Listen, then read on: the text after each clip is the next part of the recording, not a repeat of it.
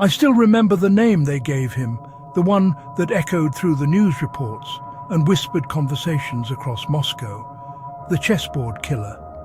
It was a chillingly simple concept, 64 squares on a board, and he wanted a victim for every single one, a life to fill each space. You weren't supposed to survive an encounter with Alexander Pichushkin. Survival wasn't part of his game.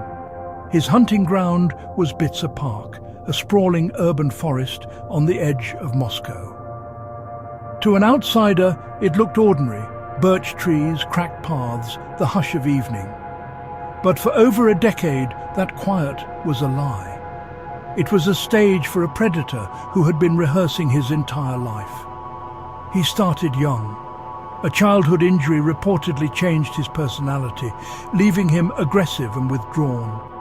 Violence became a language he learned too well.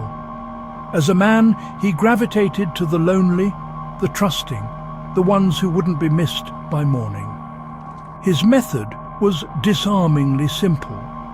He'd approach them, often near the park entrance.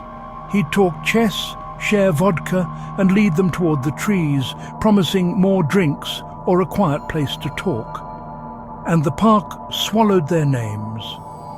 They say killers follow patterns. Pichushkin treated it like an audition, testing, refining, pushing himself further, as if cruelty were a craft to perfect. He was building a legacy of fear, one victim at a time. But he wasn't a monster in the shadows. No, he was the neighbor on the staircase, the man on the bench, the one who remembered your dog's name. The banality of his existence was his greatest camouflage. For years, police had whispers: men gone, women gone. A path by the river that felt wrong even in daylight.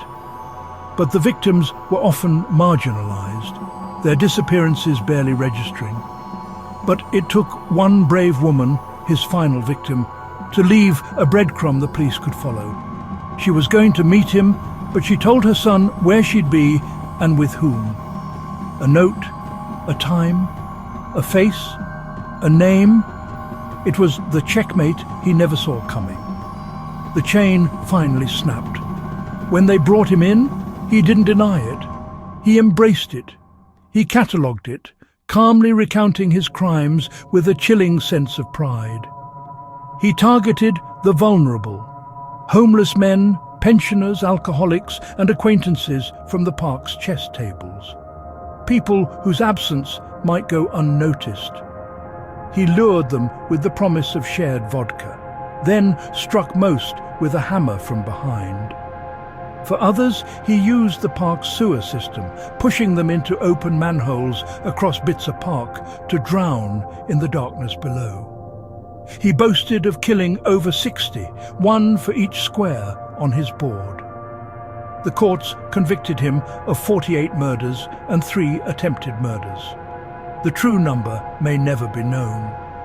Today, he serves a life sentence in the Polar Owl penal colony, one of Russia's most secure and isolated prisons, deep inside the Arctic Circle. It looks like patience. It looks like routine. It looks like someone who blends. The terrifying truth is that evil doesn't always announce itself. It often wears the mask of the mundane. So, if you take anything from this story, take this.